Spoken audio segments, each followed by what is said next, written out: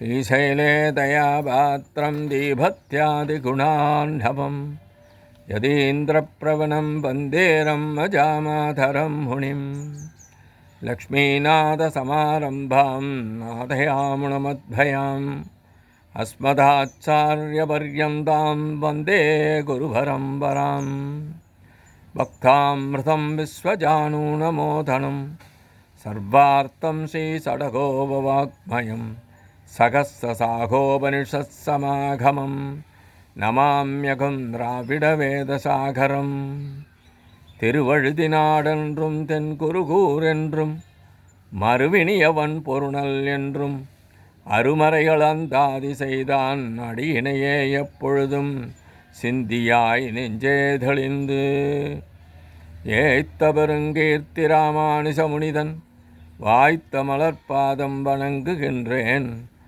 ஆய்த்த பெரும் சீரார் சடகோபன் செந்தமிழ் வேதம் தரிக்கும் பேராத உள்ளம் பெற. எம்பெருமான் திருவுருளாலே ஆச்சாரியன் அனுக்கிரகத்தாலே கடந்த பல தினங்களாக நம்மாழ்வார் அருளிச் செய்த திருவாய்மொழியை நாம் அனுபவித்து வருகிறோம். இன்றைய தினம் நாம் காண இருப்பது 2ஆம் பத்து 3ஆம் பதிகம் 10ஆம் பாசுரம். களிப்பும் கவர்வுமற்று பிறப்பு பிணி மூப்பிறப்பட்டு ஒளிக்கொண்ட சோதியாய் உடன் கூடுவதென்று கொளோ துளிக்கின்ற வானிலம் சுடராழி சங்கேந்தி அளிக்கின்ற மாயப்பிரான் அடியார்கள் குழாங்களையே.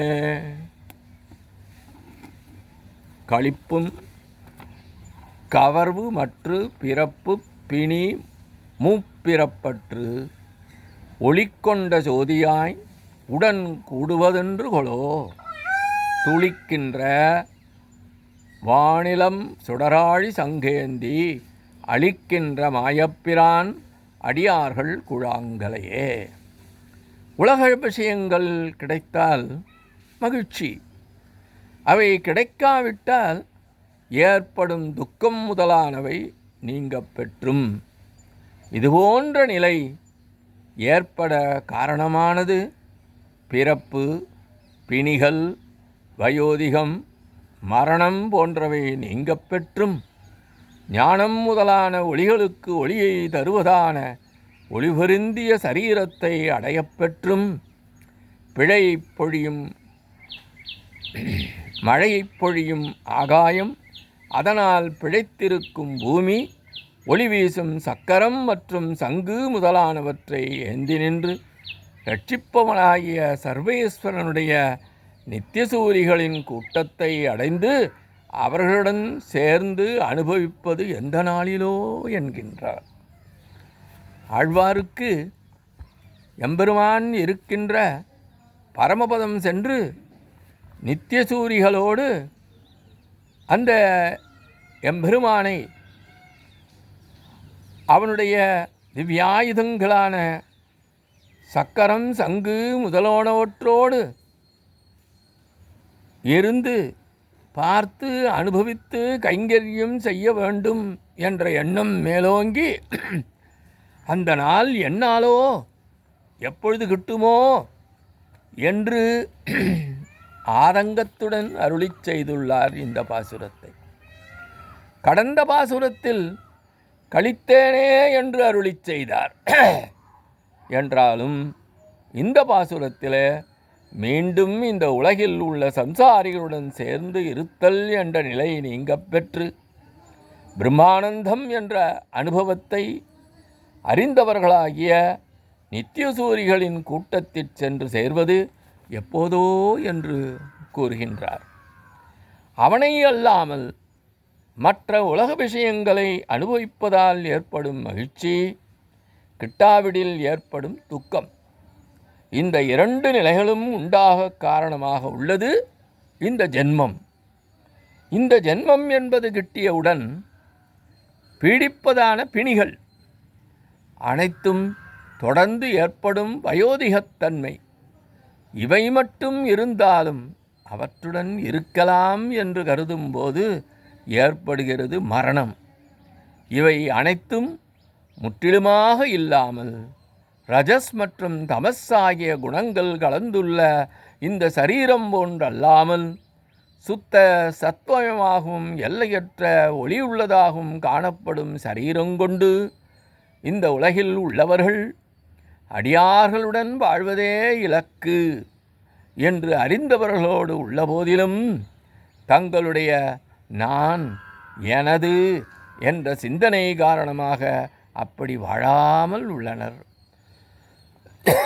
ஆனால் அவ்விதம் சிந்தனை கொள்ளாமல் உள்ளதால் சேர்ந்து வாழும்படியான ஞானம் உள்ள நித்தியசூரிகள் அப்படிப்பட்டவருடன் சேர்ந்து வாழ்வது என்றோ என்னாலோ கிட்டுமோ? எப்பொழுது கிட்டும்? மழை பொழிவதை மட்டுமே இயல்பாக கொண்டது ஆகாயம். அதனால் அனைத்தும் விளையப்பெறும். இந்த பூமி முதலானவற்றை ராமனாக நின்று கடற்கரையிலே ரட்சித்தது போன்று தனது திவ்யமான ஆயுதங்களை தரித்தபடி காப்பாற்றும் மாயன் எம்பெருமான் பரமபதத்தில் உள்ளபோது ஆபரணங்களாக உள்ள சங்கு, சக்கரம் போன்றவை இந்த உலகிற்கு அவன் வரும்போதும் ஆயுதங்களாக உள்ளன. பரமபதத்திலே அவை ஆபரணங்கள். ஆனால் இந்த நில உலகத்தில் எம்பெருமான் தோன்றும் பொழுது அவை ஆயுதங்கள். இப்படியாக காப்பாற்றும் அவனுடைய பண்புகளில் தங்களை இழந்தவர்களாக அவனோடு எப்பொழுதும் சேர்ந்திருக்கும் வாய்ப்பு உள்ளவர்களாக, அவனுடைய உயர்ந்த திருக்கல்யாண குணங்களை நன்றாக அறிந்தவர்களாக, தங்களுடைய திவ்யமான அனுபவங்களை ஒருவருக்கொருவர் உணர்த்தியபடி துணையாக உள்ளவர்கள் என்றோ நித்தியசூரிகள். அப்படிப்பட்ட நித்தியசூரிகளின் கூட்டத்தை மிகுந்த பசுவுள்ளவர்கள் ஒரு பானை நிறைந்த சோறு வேண்டும் என்று சிந்திப்பது போன்று அவர்களுடைய கூட்டத்தில் சென்று கலப்பது எப்போதோ என்று கூறுகிறார். பசித்தவனுக்கு ஒரு பானை நிறைய சோறு கிட்டினால் எப்படி இருக்குமோ அப்படி இருக்கும் நித்தியசூரிகளோடு சேர்ந்து எம்பெருமானை அனுப்பி வைப்பது. அப்படிப்பட்ட நிலை எப்பொழுது ஏற்படும் எனக்கு என்று ஆழ்வார் வருத்தத்துடன் இந்த பாசுரத்தை அருளிச் செய்துள்ளார். இத்தோடு இன்று காண நிறைவேற்றுகிறோம். எம்பெருமான் திருவடிகளே சரணம். நம்மாழ்வார் திருவடிகளே சரணம். எம்பார் திருவடிகளே சரணம்.